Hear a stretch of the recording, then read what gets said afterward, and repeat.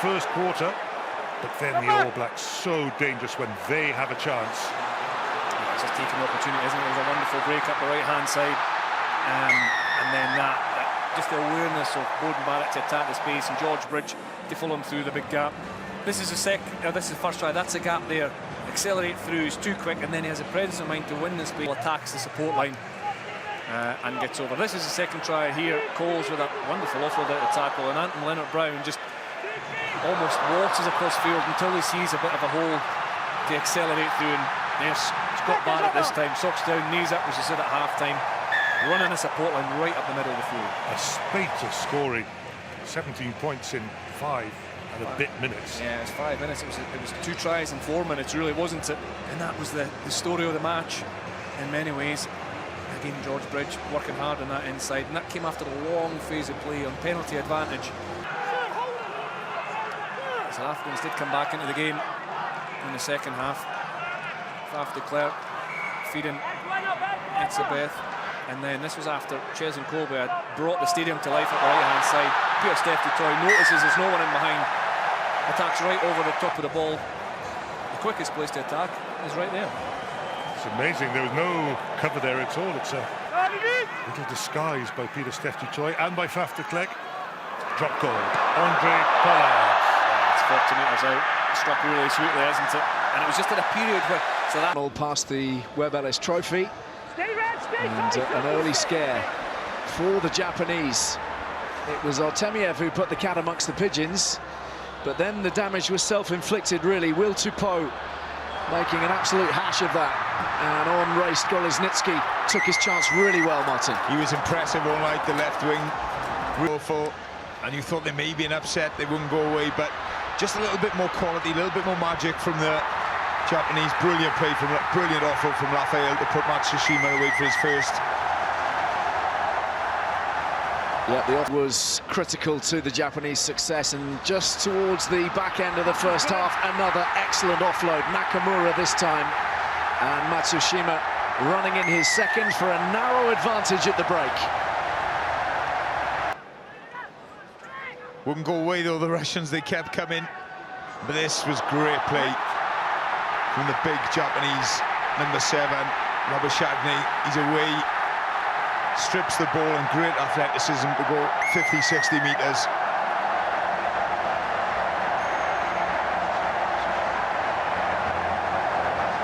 Tremendous celebrations at the time, 47 minutes on the clock. And then a tricky bounce for Artemiev to deal with, narrow angle to work with, and that a bit of a shocker of a kick. And the Japanese picked off the Russians. The initial burst from Matsuda, and then Matsushima slicing through that blue defence and finishing well for his hat-trick. And a glorious moment for Japanese rugby. Rugby World Cup 2019. And it was the Italians at scrum time who piled on the pressure. Their captain at the back, Sergio Parise, marshalling his troops towards the try line. And a penalty try in the end, awarded by Nick. And that was 7 each to score so far, but then they took it wide. The backline got a goal. Marizi, a beautiful break. And Tomasa Allen, he came running from a ridiculous right. And look at the support line. Smashes it in for a 14-7 lead. At minute 25. And then Rudza with a no-looker. Look at that ridiculous pass out of nowhere. Tibaldi caught the end of it. And that was try number 3 for the Italians. They would go with the 21 points to 7. Then the rain came down. Difficult conditions, but still the players able to put the ball on the money. Eduardo Padovani, try number 4 in the bonus for the Italians. They led at 28 points to 7. And then the substitutes got involved as well. Wholesale changes from head coach Conor O'Shea. Finally saw Carlo Cano go in minute 40 for try number 5. Namibia tried to defend bravely, but lineup was working. And Jake Polledri off the bench and over the try zone. In minute 70, number 6 for his side. They were up 40 points to 50. But the pressure kept coming. 3 tries by Namibia in the end, but Italy had the last say in the game. Finally went wide. Minozzi. That was their last attacking opportunity for them. They got 7 tries in the end for their 47 to affair. And Ireland, almost from the very word go, were in control, and their forwards in particular dominated this game. James Ryan, their second row, who doesn't really know how to lose, scorer of the first try. Yeah, it was a start that Ireland were really wanting, really looking for.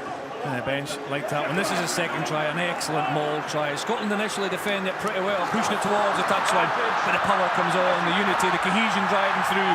And even when the maul splits, Rory Best has the ability on his back to still get the ball down under pressure from Ryan Wilson. And that was the second try in quick succession for the men in green, and it gave them a really strong foothold in this fixture.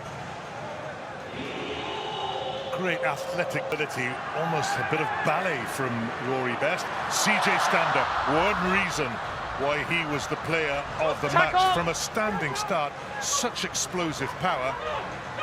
And more to come from the front row union this time. Ty Byrne, 2 Scotsmen, can't stop him. Yeah, it's structured, isn't it? They know exactly what they're doing off the back of the scrum. CJ Stander running hard. Ryan round the corner, the front row, to offer himself for that bullock and run over. And this is the second half. You try, wonderful box flip from Conor Murray, well challenged by Conway. He jumps to his feet as Jordan Lambert takes it forward, and then Conor Murray, it was him that gave the pass to Andrew Conway. Really good finish in the corner from Conway. He knew where the space was. The Scottish defence filtered in to break down.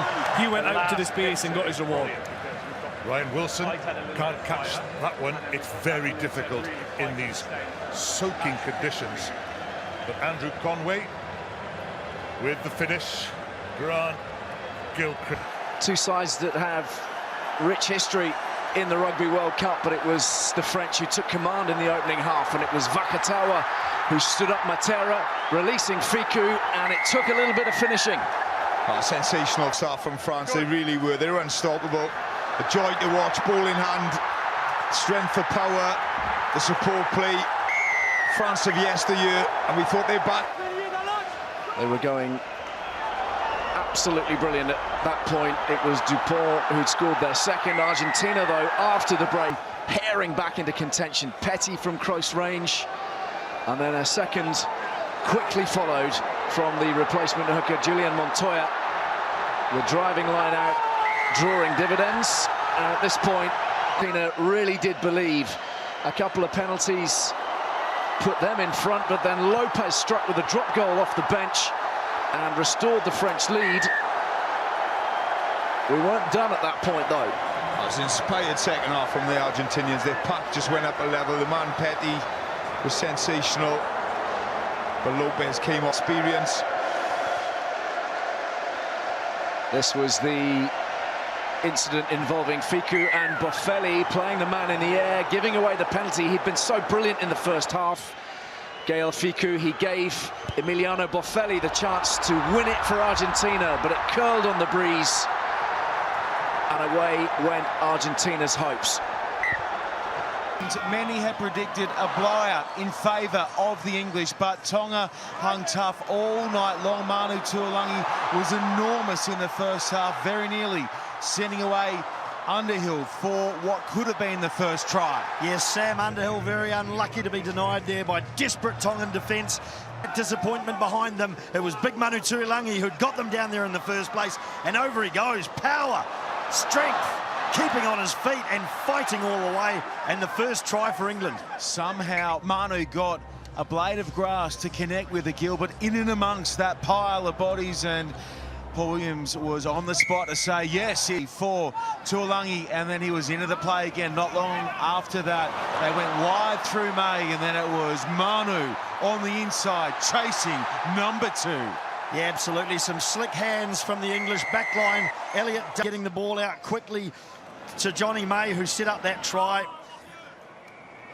This was just after half-time. A check shot off the ball gave England the chance to extend there, and then it was to the line-out they went. It took a while for it to stick, but when it did, Jamie George was in the middle for the English. Yeah, once they got the go forward here, England, they just couldn't be stopped, and they sped across the line. Jamie George at the end there, dumping on the ball. A good 5-pointer for the English pack, who worked hard all night.